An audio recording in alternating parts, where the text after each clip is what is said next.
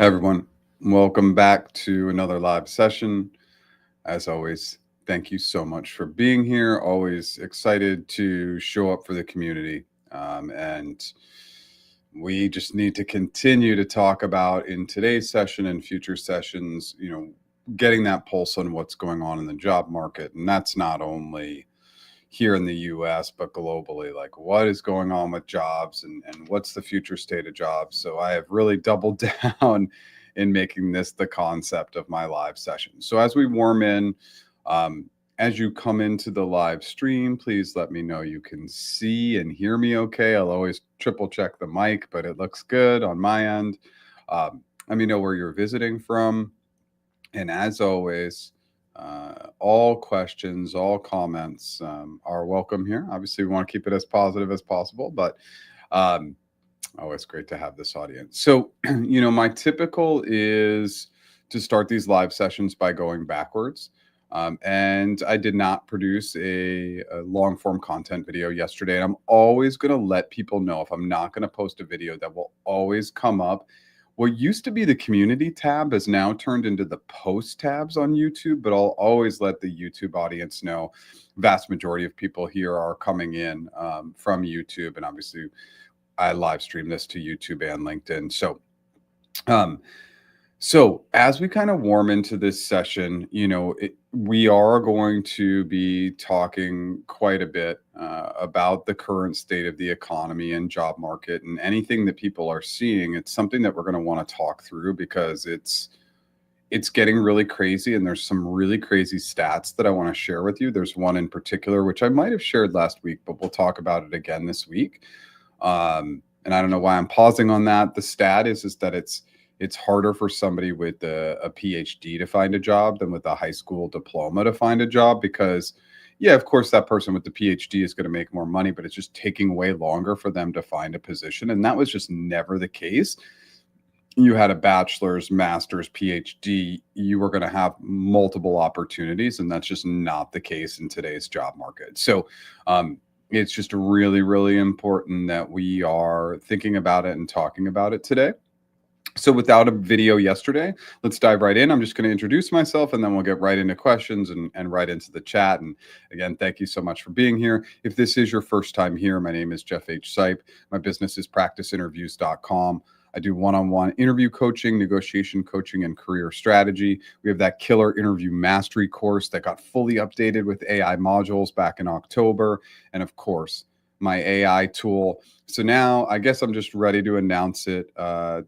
Starting hopefully within the next couple weeks, we're going to start adding people to a wait list to join our app academy. So we're going to build an academy, like a learning academy within the app.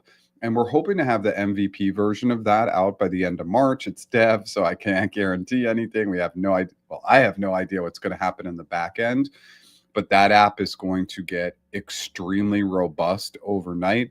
But we will add people to a wait list to start beta testing the app. So super, super excited.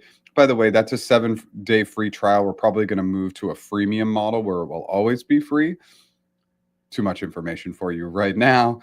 I go live 9 a.m. Pacific time every Tuesday. New original long form content every Monday. Of course, I did not produce yesterday. And then I got to continue to push shorts, which I'm doing a very poor job of. Okay, we're 4 minutes in. Let's dive in. No reason to waste any more time with you hearing me chat at the screen. Thanks for being here. Let's have some fun today. Hey, Patrick, nice to have you here. Thanks for being here. Hey, Liz, it's brutal out there. We need your support. It is. It's getting really rough, and we're going to talk about it today for sure. Hey, Jeff, glad to meet you as always. Awesome. Thanks for being here. David, awesome. It's been a minute since you were here, I think. Thanks for being here. Can hear and see you from Washington. Awesome. Thank you. Hi from India. Thanks for being here. I know it's late there. Converted Google. Lead no hire for wasn't a concern for HC. A big thank you. Okay, so this is awesome. So what's going on here? This is a lean no hire. And this is an L4 business systems analyst role. And so, like, what does this tell you? It's not just Google, but it's like any company. Remember, they're looking at your overall collective interview feedback. They're looking to see how you did across the board. So if you bomb an interview, you've got to mentally get past it, just push it aside and move on and get ready to crush the next interview. Because if you crush the other interviews, they can see that as an outlier. They know that not all interviews go well. Sometimes they'll allow you to redo it, but just because you have one bad interview, it's not the end of things. So, congrats. Obviously, if you haven't already, negotiate. Make sure you negotiate that offer. Okay, awesome. I think we got that one before, but we'll always take it again. Greetings from ATX. Amazing. Okay, question. With my start date, my manager asked me whether I can start 1 week early for the quarterly close. Any advice on how to push, please? Yeah, Patrick, you can just say, hey, um, obviously, and we've talked about this before, like in this public setting, is like, hey, I'm super excited to get started and super enthusiastic. I just, unfortunately, I made plans and I have commitments that week that are not going to allow me to join a week early. If there's anything you can send me in advance that I could work on or anything like that, you can show some flexibility in that statement, but just say, hey, I had pre-plans or pre-commitments, and like they have to understand that. This was just a nice to have for them. So yeah, I wouldn't worry too much about it. Nice to meet you. Got 2 meets today. That's fun.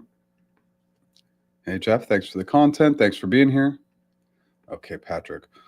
Also, for my original start date, I have a 3 weeks in gap and will be traveling for 1.5 weeks. Do you think I really need another week without an agenda? Any advice would be appreciated.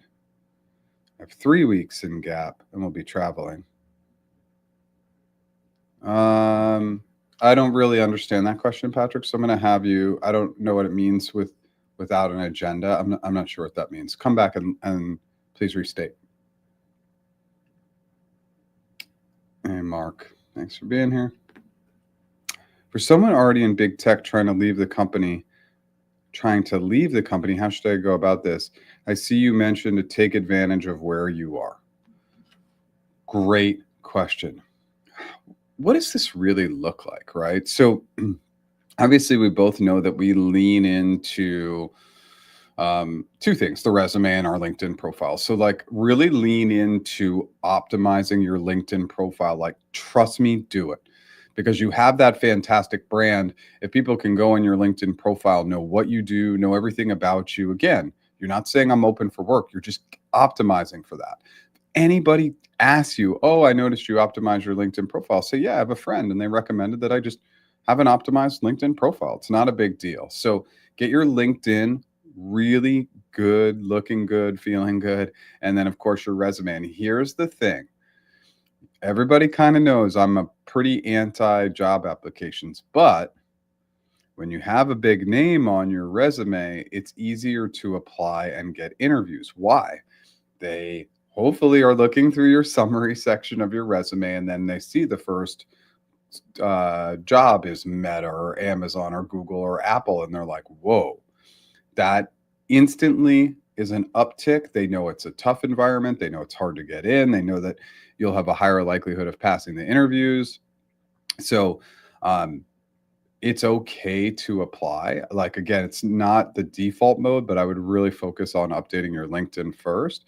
And you leverage it because that brand is powerful and people want to talk to you because of that brand. It is what it is. Is it always deserved? No, it's not always deserved, but it's just the reality of the world. So we take advantage of it. We leverage it, right? So that's what I want you to do. If you have more questions, though, Raheem, let me know. Hey, Jeff, I'm happy to be converting from an intern to an FTE at Google as an L3 UX designer. I'm about to have my offer conversation with the recruiter. Any tips? I've heard the salary package is fairly standardized and negotiation isn't typical. What's your take? What should I expect? Yeah, a lot of times when you convert from an intern to an FTE, there's a less flexibility in negotiation, but I would still push. I mean, I don't believe that an L3 UX designer role is like locked in terms of comp. I think you should be able to push. Obviously, equity is going to be your number one position.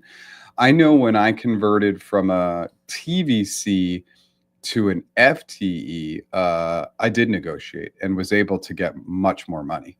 And so I don't know why that would be different. Usually it's like new college grad roles, like new grad roles, those are non-negotiable, but this case sounds a little different. Obviously, you want to work with your recruiter on this and say like, hey, like, is this package negotiable if you haven't already? But be talking to them about it. They should be there to support you.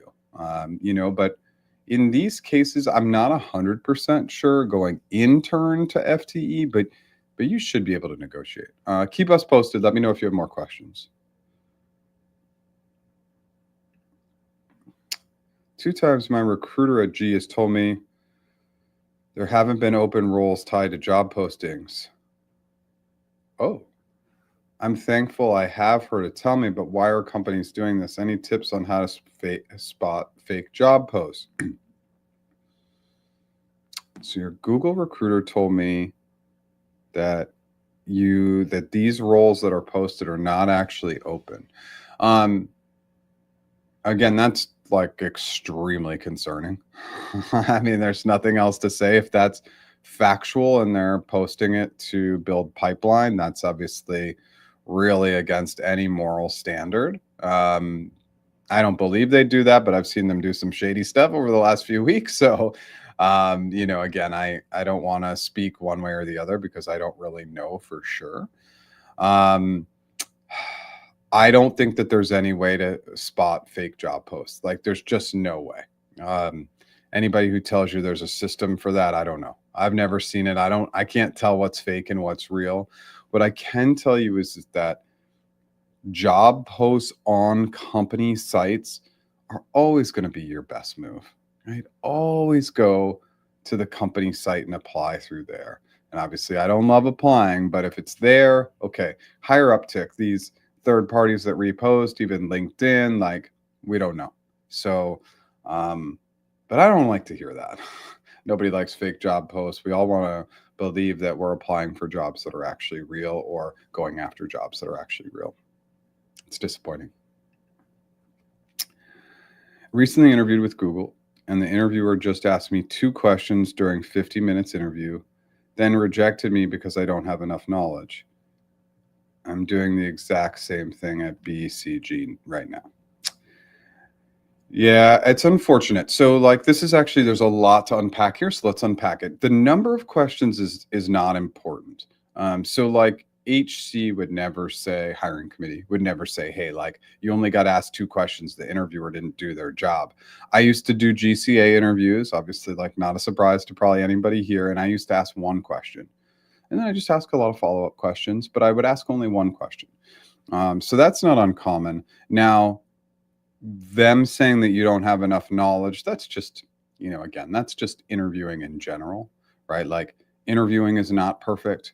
We're interviewing with humans. Humans have a ton of bias. They don't listen. They're not paying attention. They're not incentivized to be there. And Google definitely doesn't do anything to incentivize interviewers to be there. All companies should, but they don't. So they don't really show up. So just because they spoke to you for 50 minutes doesn't mean they were listening, paying attention, or really understanding that you are a fit. And of course, it's our job as candidates to always articulate why we're a strong fit. But it's just part of the imperfect interviewing process. So I'm sorry to hear that. And obviously, you're at BCG. So you're going to get tons of interviews. So just keep trying. And if you want to keep trying at Google, I recommend it. Not everybody gets in the first time, obviously. But that BCG background will be great. And when people work at top 10 consulting firms like the Big Four or BCG or Bain or McKinsey, you usually perform better in job interviews because all the client facing work and the way you have to communicate with people really translates well in interviews. So keep trying. I'm sure you'll get another chance. And yeah, it's a bummer. We just can't count on interviewers to show up or listen to what we say, unfortunately. I had an interview prep session last Wednesday and sent my recruiter an email for the interview schedule, but still no reply. Is this common? Yeah, it is. I mean, it is. It shouldn't be, right? It shouldn't be our reality, but it is common. I would just follow up again. So last Wednesday, so I had my interview prep session last Wednesday. I don't know when the last time you followed up was, but definitely follow up again this week and just say, keep it nice and friendly. Hey, just checking in. Still excited about the interviews, but yeah, recruiters are unorganized. I will be candid. I was having this conversation with somebody that I want to reach out to the VP of talent at Google and just tell them, hey, I'm willing to talk to you. I'm not willing to talk to them for free anymore, though. I offered that multiple times in my first few years of running this business to only get rejected. So I'm happy to help them clean up their entire recruiting department, which I could probably do in an hour, but they'd have to pay me for it because it's really it's pathetic, right? Like they're just the amount of negative feedback I get about Google recruiters, it's multiple times a day, every day for years now. So it's just, yeah, it's getting pretty heavy and it's getting frustrating. And I can understand the frustration. Just follow up again. Sorry about the confusion. You have a 3 weeks gap between your current and next role. You'll be traveling for 1.5 weeks out of that 3 weeks. So I have 1 week without any plans. I don't know what to do for that additional week and kind of hesitant whether I should start a week earlier. Do you have any suggestion? How many weeks should people have between jobs? Patrick, it's really up to you. I mean, I think like if they're requesting that you start a week early and you have that week early to start, right? Again, like it is a mental decision. Like, do you need to mentally be able to have more time off? But it's also, remember, we've talked quite a bit about onboarding. If they've requested that you start a week earlier and you can, and you step up to the plate for that, it's a good way to start off your career. Just something to consider. I've been a director and manager and want to go back to being an individual contributor. How do I deal with this on resume and LinkedIn? You don't. You would keep those items the same, and then when going after jobs and in job interviews, you'd talk about how positive your experience has been as a leader, but that moving forward, you're more interested in getting back to getting into the weeds, being a member of the team, and doing the IC work.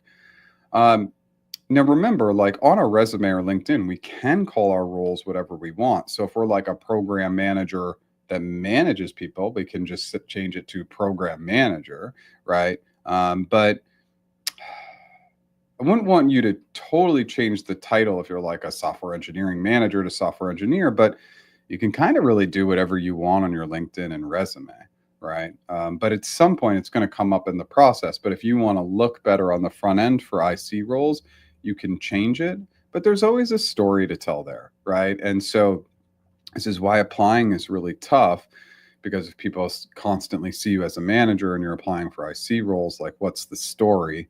A lot of times when you apply, you can't tell the story, but when you network, you can say, I'm really excited to get back into an IC role and getting back into the weeds and however you want to state it. And you can work with like GPT to tell you how to state that. But yeah, you can play around with it a little bit. I would just not do it too much. I don't feel like that was a great answer, but I hope it helped. Okay. Yeah, we answered that question. Just follow up again, please. In today's market, how many jobs mid-level technical program manager in technology should apply to get a job in the Bay Area?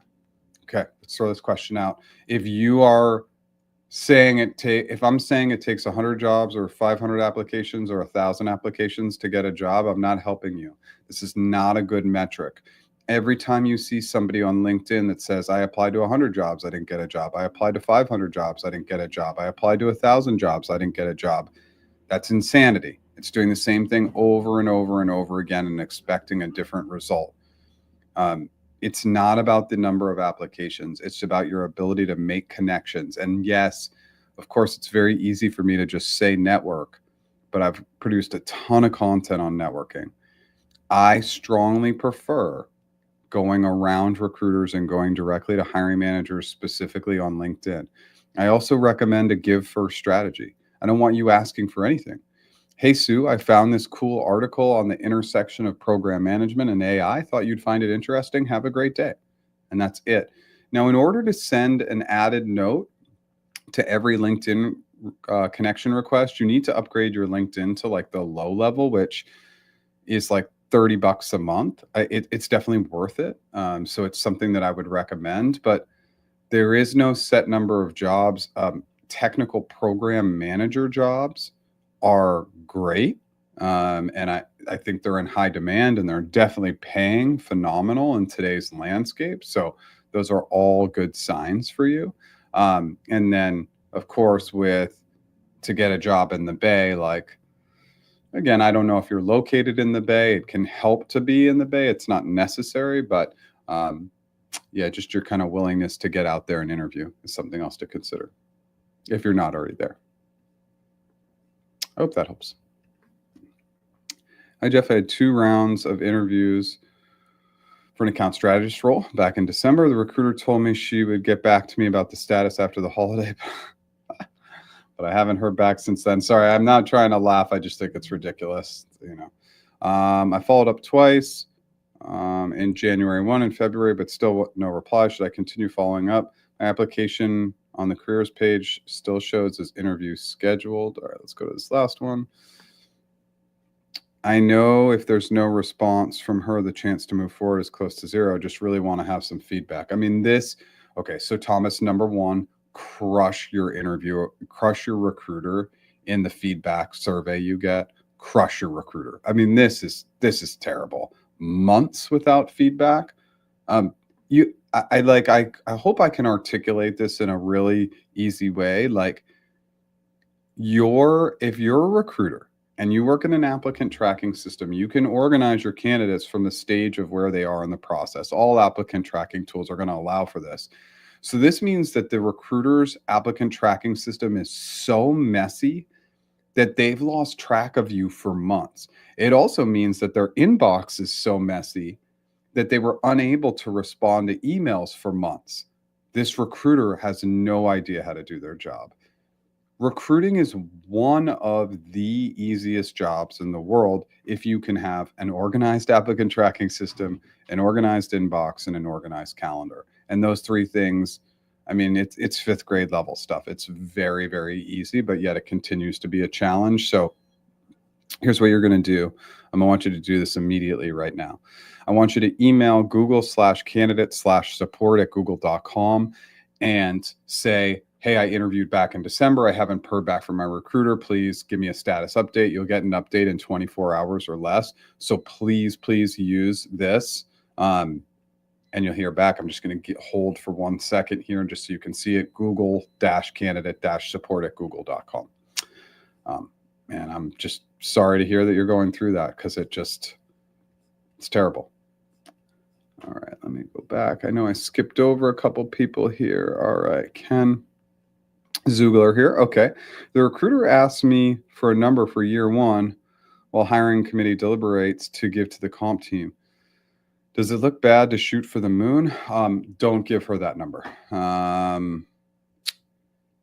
The recruiter asked. So I said her. I don't know if it's a her, he, or they, but basically, I wouldn't give it to them because we want to get level approved first. So I would just deflect and say, hey, I'm like absolutely happy to give you a number. I just want to get level confirmed first. They don't need to go to comp before HC is approved. And by the way, as a recruiter, that's just bad practice. Maybe they think you're a slam dunk case and that's why they want to do it. But I'm not working with comp until you pass HC. I'm not going to waste my time. It's no offense, but like HC rejects a lot of people. And obviously they see something in your packet that's strong enough to indicate that they should be getting in front of comp, which is amazing. It's awesome news. But we want to get level approved first. Then, yes, shoot for the moon.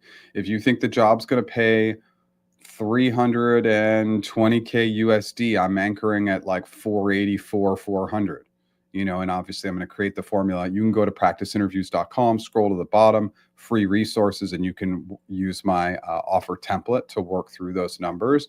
But yes, go big or go home. They're not going to rescind the offer because you go big. They might not have the nicest tone with you. It may not be the easiest conversation, but definitely go big for sure. Keep us posted. Let us know how it goes. But the fact that they're even asking, Ken, is a good sign.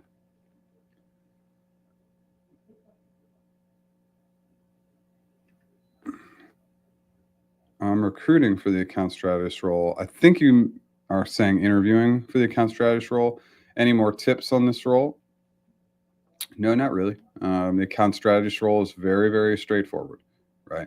You're going to have 3 interviews, GCA, GNL, and an RRK.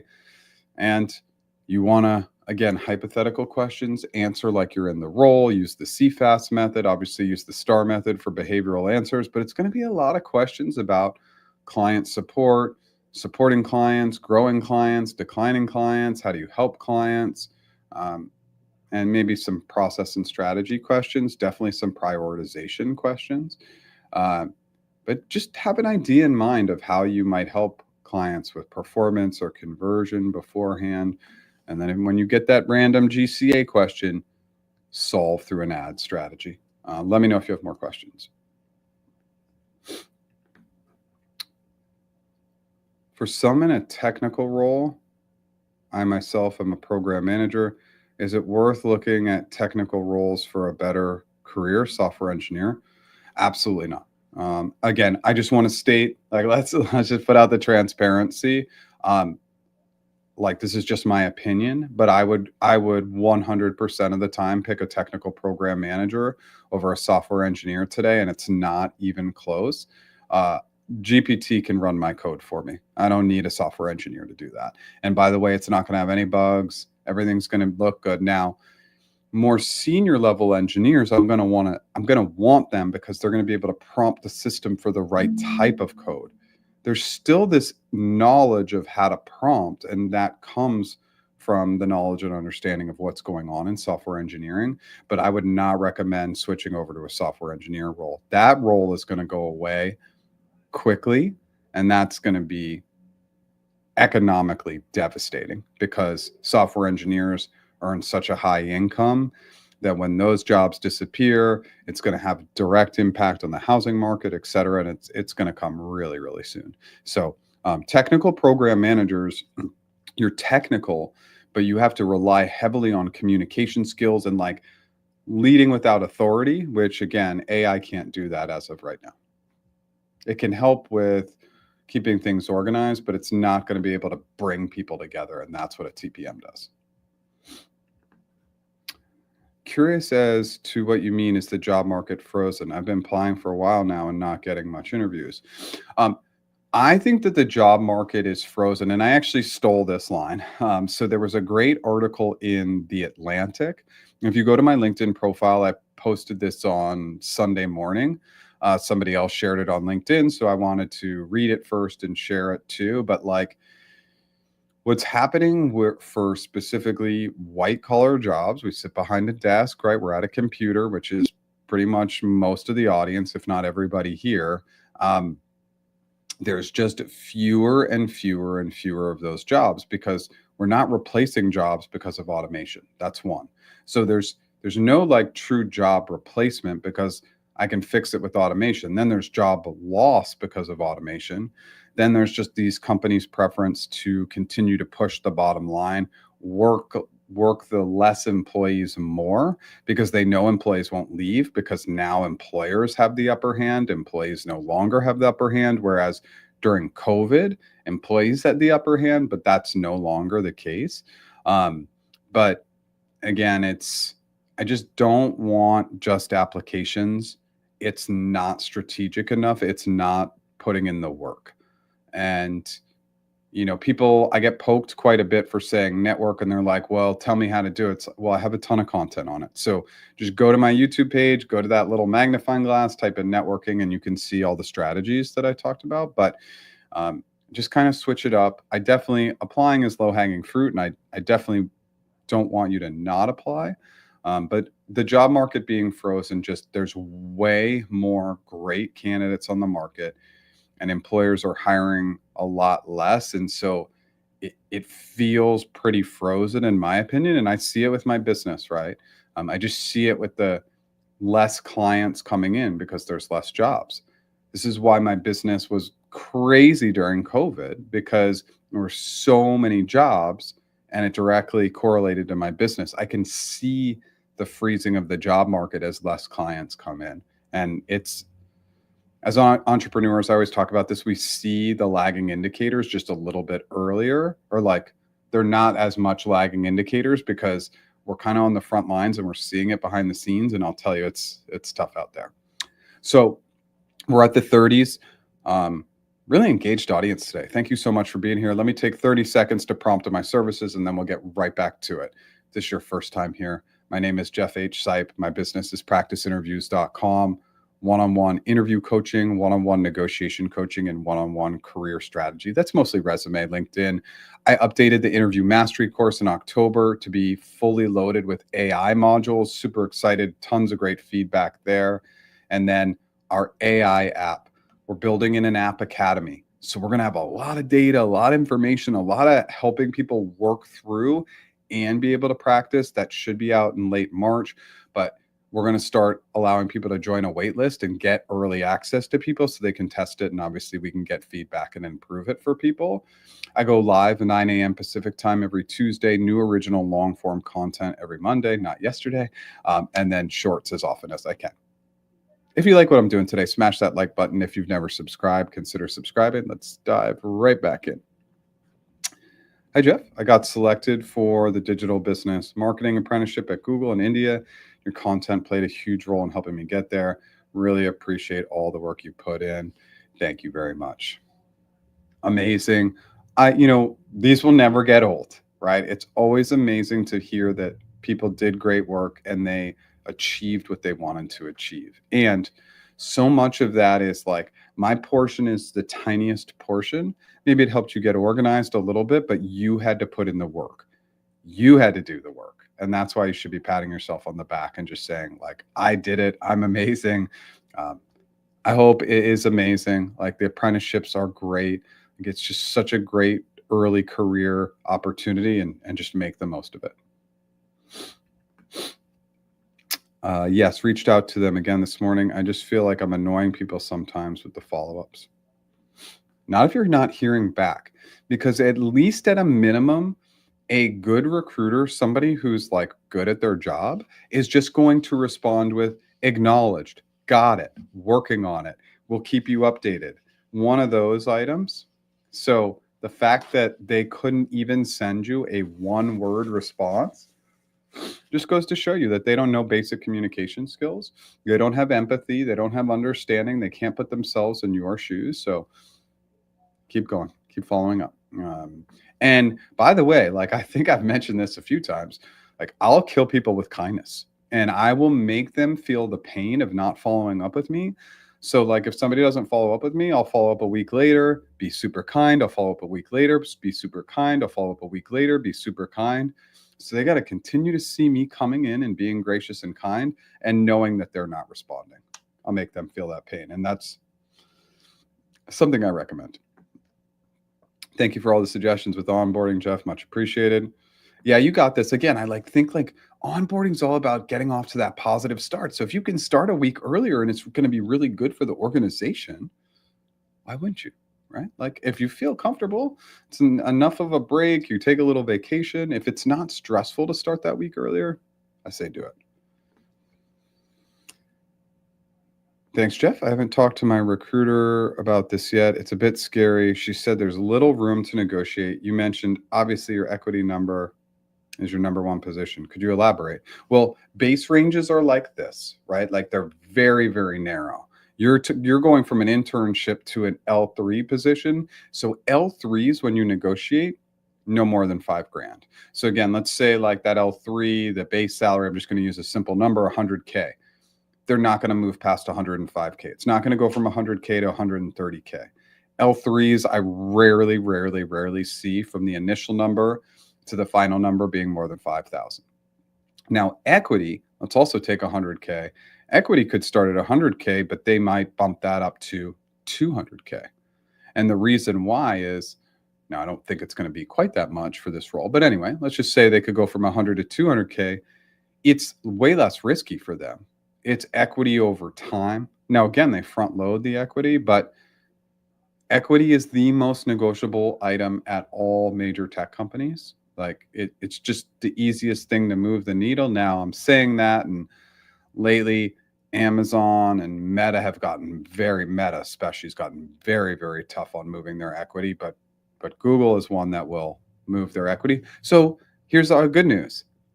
There's a little bit of room to negotiate. So there's a little bit of room. So take that room. And if your recruiter's like, that's a lot of room, okay, well, let's see what we can do. Thank you so much. If you'd please advocate for me with the comp team, I'd really appreciate it. Your recruiter is incentivized to be your advocate. They're not rewarded for holding money back ever. There's no organization that I've seen that. Maybe there's got to be one out there, I imagine, but they're not incentivized to hold money back. So they should go all out for you. They should be your advocate. They should be your partner. They want you to sign. So they should do everything they can. I hope that helps. Let me know if you have more questions. Okay. I love the dialogue here. Are you networking with people or attending any events? And by the way, so let's talk about the event thing. This is super uncomfortable for people, but maybe it's not super uncomfortable. It's actually incredibly easy. If you went to a networking event, and I did a short on this, that nobody watched because nobody watches the networking content. It's fine. I'm over it. But you go to a networking event. If I went to a networking event, I would just show up and ask people questions about themselves. And they're like, okay, Jeff, what kind of job are you looking for? Not tonight. Tonight, my only goal is to meet as many people as I can and help as many people as I can. And maybe in the future, I'll go to an event where I ask for help. But in this event, I just want to help others. You will end up being the most helped person. Why? Because people will want to reciprocate. You'll be the only person who's remembered at a networking event. It sounds crazy, but imagine just giving to everybody. They're going to remember me at that networking event. They're not going to remember all the other people who talked about themselves and how great they were and what they were looking for. It's a very unique strategy and it works. And also, just at a networking event, I'm literally going to hand people my phone and I'm going to have LinkedIn open and I'm going to make them send a connection request to them through my phone. So it's coming through me. And then I'm not handing out a business card. I'm taking an active action to get connected with them on LinkedIn. Then I can go back, look at all those pending ones or recently accepted ones, and then I can make note and kind of come up with my strategy. I know that was long-winded, and I know this question was for somebody else, but I hope that feedback helps. Jeff, some of the jobs I applied for had online assessments and cleared it. These just stay in the assessment passed, and for more than 2 months, jobs are active. Is there a chance to get a call? Yeah, there's always a chance to get a call, right? And passing the assessments is part of the process. And by the way, I think this is going to be more trendy. We're going to see more and more and more assessments moving forward so that these companies can weed out the huge candidate pools, and they're getting these huge candidate pools because of kind of a frozen job market. And so we're going to see more of these. Just keep passing the assessments. That's all you can do. It doesn't guarantee a next step, but it obviously is something you just need to get through.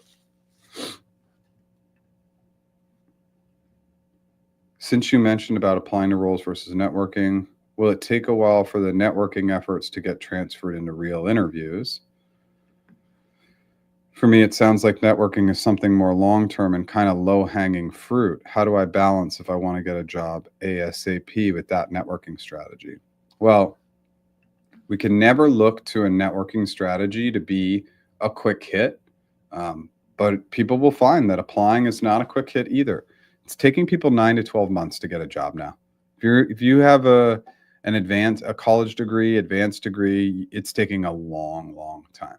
So get to networking right now. And yes, it's a little bit more of a long-term strategy, and will take longer to get real interviews, but it's more likely to actually get you interviews. And it's not low-hanging fruit to network. If it was job applications are low-hanging fruit. That requires no effort, no thought. You find a job, you click easy apply, you update your resume. It's not hard. Networking is hard, so it's not low-hanging fruit. It's difficult. And you finding the right person, finding the right content to send them, having a follow-up strategy for them, it's hard. But if done on a weekly basis, it's the more likely path to a new job. What is Google's cool off period? I cleared 2 rounds for the AE role at GCS, but couldn't progress further. It's like it's not super rigid. Usually it's like about a year. But sometimes it can happen much sooner, 6 months, 9 months. And that's kind of for you to be proactive as opposed to them having the ability to come back and re-interview you, which there would really be no cooling off period if they want to come back. But typically it's about 12 months, but it's not super, super rigid. Sorry that you didn't get the job. What's your take on companies taking away flexibility working? I'm observing Ramadan and was granted work from home during this time, but not everyone has that privilege. Well, I'm glad you got it, right? And like that's a very, very important item, especially with the fasting, like and the ability to just be in a comfortable setting. I know it's really important. I don't like it, but I don't like the RTO, return to office policy, and the reason why is things for me have to be backed by data and science and cognitive psychology. And data and science and cognitive psychology do not support that return to office works for every single person because it doesn't. Some people work better remotely, work better from home. They're not distracted, they get more done. And so you see all these CEOs coming out and saying it's one way. They have no understanding of how the brain works, right? And how people process information. And I could go on this long tangent, but don't allow me to. I'm telling myself not to allow myself to go on that tangent. But the reality is that that's not backed by data and science. Clearly, some people work better remotely. And so I don't love it. I think that they should be looking at productivity metrics. And if somebody's productivity spiked when they went remote, they should say, this person's better to keep remote. They should use analytics and data, not just blanket statements, because a lot of these CEOs who are making these statements are in their 50s, 60s, and sometimes 70s. And it's just they went to the office for years and years and years and can't adapt to the new style. It's just a reality. It's not everybody, but it's just a reality. We're seeing it. We're seeing these tangents go out about RTO, and it's just kind of, I think it bothers a lot of people. You're saying SWE jobs are in jeopardy because of AI. How about L4, L5 SWEs? Feels like AI can't take the high-level problem, break it down to know what to look for in a design solution. I think we're really talking about more junior level software engineers, so more L3s, more entry level. Maybe moving into L4s. No, like L5, L6, principal. Yeah, we still need exactly what you're talking about. What's the high level problem? Break it down and then prompt to develop the solution. But also thinking that AI won't adapt and adjust and be able to get better. It's something that we need to recognize as well. Like we've all seen what's happened in 2025 from quantum computing to Gronk to all these new tools that are coming out. To a lot of people probably saw the 2 AI agents talking to each other in a different language. Like it's coming. And so we need to be ready for the pace. It's not going to be like this. It's going to be like this, like this, like this. And it's all going to happen fast, and a lot's going to happen this year. I don't think the world won't look the same by the end of this year. It will start to feel very, very different just at the pace. So we need to be ready for this pace to be way, way faster than anything we've ever experienced. Hey, Jeff, I've been extended a potential opportunity for a mentorship with the GCP sales team, potentially FSR or CE. Are there tips for framing and preparing for this? Potential opportunity for mentorship, potentially FSR or CE. Are there any tips for framing or preparing for this? Yeah, I think. Well, first of all, Mark, I want to. You're just going to have to remind me and give us like a little bit more background of what exactly is going on. But of course, I always want to be going in and thinking about a plan and how I'm organized, and those are definitely things I want to be thinking through. But maybe a little bit more information, if you're still here, would be helpful.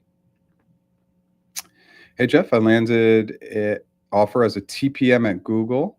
Thanks to your tips. Can you share a bit about Google's onboarding process?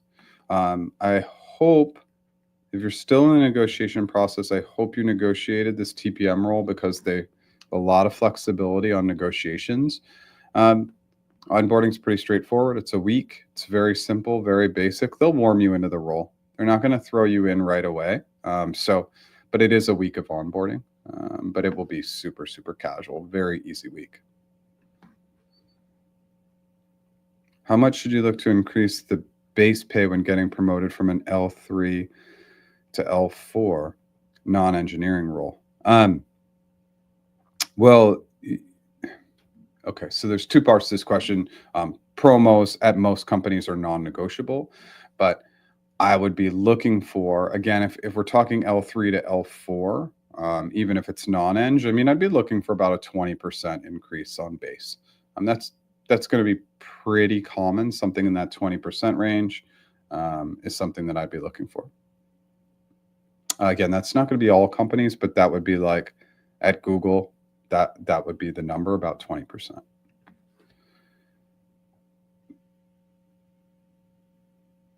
Okay. All right, Abhishek. No word since February 12th. So now I feel comfortable. We're at the 4th of March. Go ahead and use this email. It's time. I mean, 12th, let's do some math here. 16th, 20 days. It'll be 3 weeks tomorrow. I think you can reach out to this. Like, they just need to get back to you, and it's up to you whether you use this week or next week. But I think at 3 weeks, I usually recommend like 4 weeks for this, but I don't know. I'm cool with 3 weeks too. I just think it's been too long. Like, clearly, again, they're unorganized and it's just super, super annoying. So use this email address and then let us know how it goes, okay? If you feel comfortable.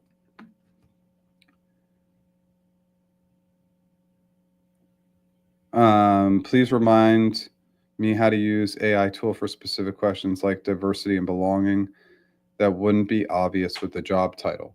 Okay, so what we did in the tool is we built in that additional notes section because we didn't want to be so rigid with the job descriptions, because sometimes we have like additional information that's really, really important, right? So add that into the job description, diversity and belonging, and any other things you want to note, because then when the system pulls questions, it will know that that's part of the questions that they should be pulling. That's my recommendation. Okay, so awesome. Again, I love engagement. I love the community connecting with each other. That's what we're here for. This is a community platform. So anytime you get on these, if the two of you can connect, I recommend that the two of you connect on LinkedIn and start and engage a conversation if you both feel like you want to. But this is one of the things I love. Like, the community fuels this, right? And so, definitely make sure you're engaging with other people if people feel comfortable.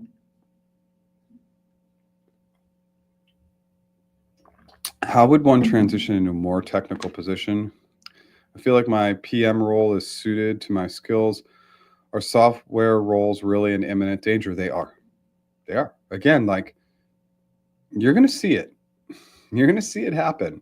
It's so much of what will happen is, and I already have this plan in mind, I'm going to go back to old, to old posts that I put out about AI that said, do you think your job will be taken in 3 years by AI?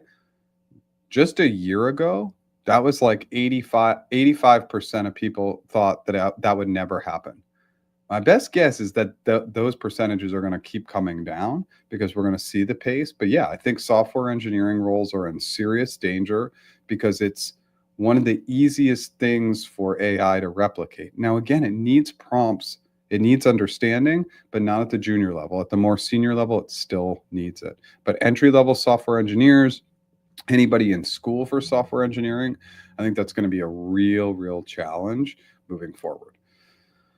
Um, and then transition into a more technical role. Well, maybe you can transition PM. I don't know if that's a program manager or a product manager, but anything you can do to up and learn and build that technical knowledge is obviously going to be important. And I definitely want you to be technical. But yeah, I think software engineers are in trouble. Hi, Jeff. I hope you're doing good. I wanted to ask you if you have any insights on base salary for an account strategist L3 role at Google. Okay. Are you moving to the next steps? Because I think last week we were talking about your interview. I do. You've given me 2 of the 3 data points, right? So I have the role, I have the level, I need the location because the location will significantly impact the pay. If you let me know the location, we can come up with some numbers. Hey, Jeff, hope you're well. I wanted to ask the different team matching with different managers. Can we ask the same questions? Will the hiring manager update the questions in the feedback? Absolutely not. You can ask the same questions. But remember, if the questions are, what are the biggest challenges I'm going to face? What's my 30, 60, 90? What's the biggest problem you're trying to solve? It's like, what do you love about the company? What do you love about your role? What do you love about the team? What's the coolest initiative you're working on right now? Anybody who's seen me more than once knows I love these questions. Why? Love, coolest. Ask about them. Find out about them. If they go negative, first of all, you don't want to work with them. Second of all, when people talk about themselves, they like you more. So just a really important item. But yes, you can always ask the same questions. They're doing more of like a those are informal. So they're not like tracked in the system in a way that like they have all these robust notes going into the system. So absolutely, you can ask the same questions. I'm interviewing and looking. How many hours a day should I be networking new contacts versus old? Oh, well, you're always going to work your old contacts, your kind of warmer referrals first. Work that warm network.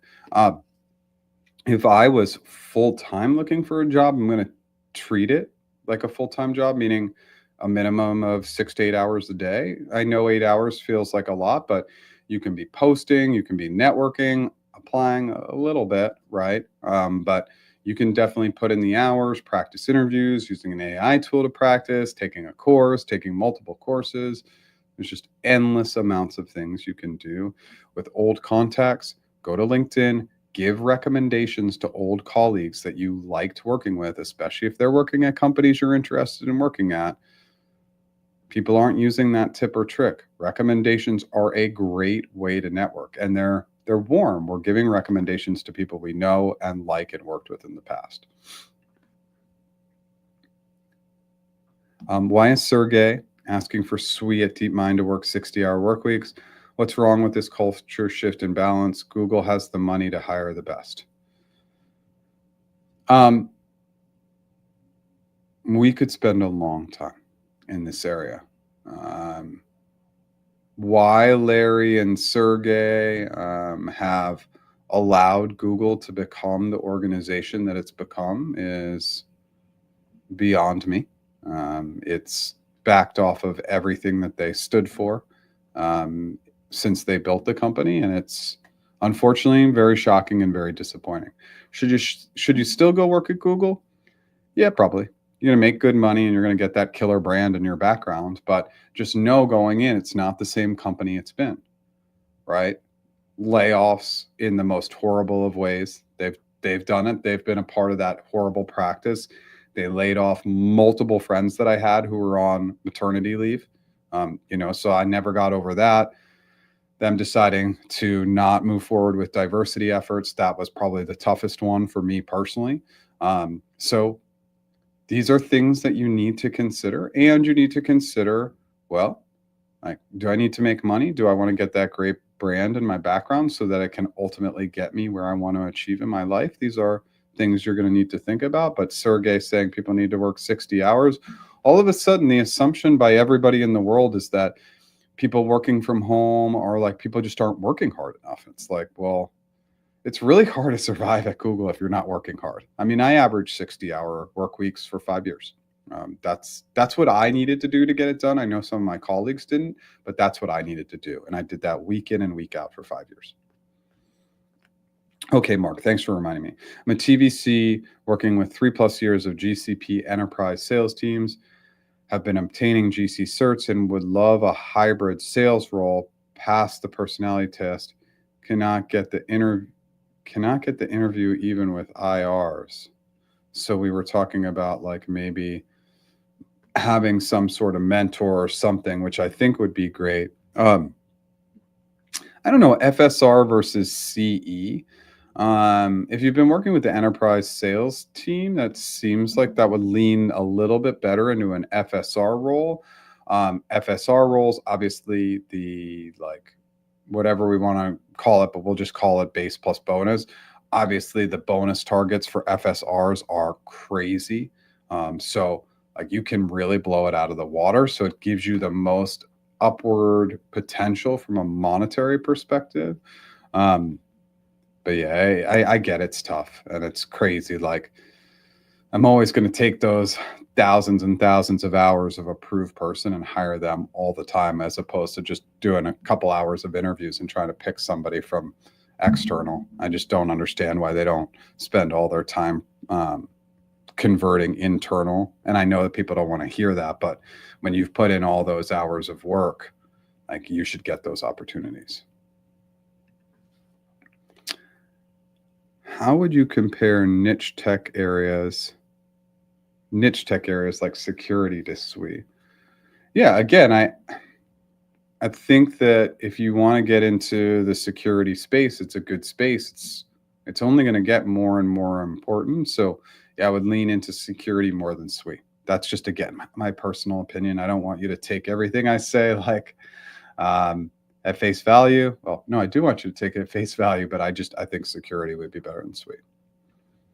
Okay, Dublin, like an L3 account strategist, like Dublin's going to pay well overall. Like USD, you're talking in like the low ones for total comp probably.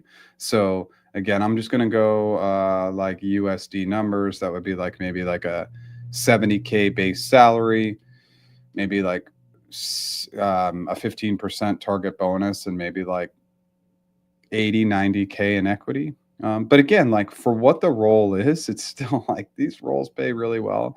But I would say, year one around 100K USD for the Dublin office, something like that. Now, obviously, make sure you negotiate, push it. I'm here to help if you need help with that. I have negotiated those roles, but no pressure. But just make sure you're getting paid. It's important. I hope that helps, and good luck. Last week, I took part in a 5-day hackathon where we built an AI agent, decides which tool to use from a user request. I noticed it was very difficult to get Claude 3.7 to follow the UI UX prompts. Actually had to start over one part because the CSS became so tangled. My question is, do you see front-end roles, UX, UI, being in demand a bit longer? What is the fate of SWE who leverage AI? Yes, Liz. I actually think the irony is that like, I thought front end was going to go away way quicker than the back end. You started to just see these like plug and play tools, and you were like, oh, like, this was kind of like 2018, 19, 20. We started to see all these like plug and plays, and you were able to move things around. I was like, oh, front end is really in trouble. But now I actually think front end's going to last longer than the back end because of the nuances. And yeah, like it's not perfect. I don't want people to misunderstand that I think SWEs are going to go away tomorrow, but they're hiring less L3 SWEs. Like there's just no doubt about it. Like it's been like that for 2 or 3 years. And so the more AI tools we have, senior software engineers can do more with less now. And I think we just need to recognize that. But yeah, I think like it's so funny. I thought the front end was in trouble for years, but I think front end stuff is a little bit safer than the back end for right now. Okay, so we're going back to this. So how do you compare niche areas like security to SWE in terms of euros, recruitment, um, WLB, I don't know what that means, ways of working, etc. I like to hear your opinion in general. There's not so much info online for like SWEs. Um, the security niche, like again, it just depends on what we're talking about. If you're talking about a SWE focused in security, again, security is just going to be more and more important. But is that going to be avoid what AI will do? Probably not. They should be similar. Now, a straight security role is probably going to pay less than a SWE role right now. So, but ways of working, again, I've never done either role, so I couldn't really speak to that. Um, and I would like really, I mean, I know you may not want to hear this, but I would problem solve this with your preferred LLM, whether that's GPT or Claude or Gemini or whatever it might be, and kind of work through like, here's what I like doing, here's what I don't like doing, what's the balance of this? And I think you'll get some good solutions there, probably better than what I could give you. Thanks again for the nudge. This week's live, absolutely. For referral, I know she referred me to Google. Should I email, call, and text? How far should I space the 3 ways? She was also laid off from Google back in 2023 and is now with another tech company. Should I email, call, and text? Well, how do you normally communicate with them? All right, like so I always go back to my normal method of communication. I'm a little older, so I still have people who we just talk on the phone, other people who we text, right? So I would just go to your preferred method of communication with your referral, and good luck. Hey, Jeff, have a quick off-topic question about Google. They invited me to apply for an account strategist. Do you think I have a higher chance of getting hired? Nope. I think everybody has the same chance once they're in the interview process. The fact that you're here means you're probably engaged and invested a little bit, but like just because somebody reaches out to for the role or gets referred to the role, it's no different than an applicant who gets into the interview process. Still got to get through the hurdles, right? So, yeah, it's not really to an advantage, but it's awesome that you were able to get in front of it, and good luck. Enterprise software UX is so needed. That needs so much TLC and has potential. Awesome. Yeah, I think I agree. I just think this UX UI stuff, like it's not really figured out on with AI yet. Hey Charles, thanks for being here. Hi Jeff, I'm currently working as a data analysis apprentice at Google GTM team. Now here, I feel like I want to build my career in strategic roles. How should I proceed within Google? So it's a great opportunity as you're talking with people to do in-person or virtual lunches. Just reach out and say, hey, like, Sue, I came across your background and like, I just wanted to see if in the next couple of weeks you'd be willing to do like a virtual lunch or coffee with me so I can just learn a little bit more about your role. I've always had a passion for these strategic roles, and you look like you're in a really cool one, and you will get a lot of people to spend time. Obviously, if there's anything that you can offer them of value beforehand or afterwards, that can be a motivator for them. But just reach out to people. Like nobody's going to get upset with you for trying to find out like what are potential career paths, especially when you're an apprentice in an apprentice role. Like that's my recommendation. Try it and let us know how it goes. Your comment gives me hope. Know of any openings? Awesome. Not yet. And yeah, I mean, again, like obviously not a lot of openings out there, but I love the engagement. Thanks, Mark. Keep us updated. It's just, I know it's been, that's a long ride. Yeah, sorry. You are welcome. Yes. I want to be careful about not over asking for referrals, but I see several interesting openings at the same company. What do you recommend for the approach? Apply for all 3, only the top one? So these are kind of two separate questions. Like, I always want you to ask for referrals. And yes, sometimes I'm sorry, you got to be annoying and you got to tell them and acknowledge that you're being annoying. You say, like, what would you do if you were in my position? I got to ask you again. I know I've been pushing, I know I've been asking, but it's been a long time. This has been a crazy career journey, and I just need to continue to ask for help. Um, if you can go after three, go after three. Of course, depending on the process, if you can get referred first and then need to apply, that's definitely what I would recommend as your path. Okay, an hour and 5. We really cranked. There were a ton of questions today. So let's do this. I'm going to go into my wrap up phase. And then, of course, if any additional questions come in while I'm going into the wrap up, happy to answer them. If this is your first time here, my name is Jeff H. Sipe. My business is practiceinterviews.com. I do one-on-one interview coaching, one-on-one negotiation coaching, and one-on-one career strategy coaching. That's mostly resume and LinkedIn. We updated the interview mastery course in October to have AI modules, getting great feedback. If you haven't had a chance, check out that course. And the AI practice interview tool. We have officially been live for over a year now. I cannot believe it. But it's great to hit a year. It's a huge, huge milestone. And we are going to get people to start signing up for our wait list for our app academy, which is going to take you through the flow and really coach you how to interview. It's a huge, huge lift. We're going to spend like probably 2 to 3 months doing dev just on this product area. So it's expensive, but we're really, really hoping that it's going to be amazing. If you haven't had a chance, check it out. I go 9 a.m. Sorry. I go live 9 a.m. Pacific time every Tuesday, new original long form content every Monday. I'm going to try and do as many shorts as possible. If you like what I did today, smash that like button. If you've never subscribed, consider subscribing. I'm going to go through these last group of questions and bounce off. Thanks so much. I don't know why I self-reject myself from reaching out to people. It's a huge pool of talented people within Google. Imposter syndrome hits me. I need some tips here. If it was you and you could help out a friend, would you do it? You'd do it. You'd help them. So think about it from that lens. They're in a position to help you. Reach out, do the reach outs, push. You're going to be surprised. The person who you knew was going to help you doesn't help you. And then that person who you knew wouldn't help you is the biggest help. I have found that consistently throughout.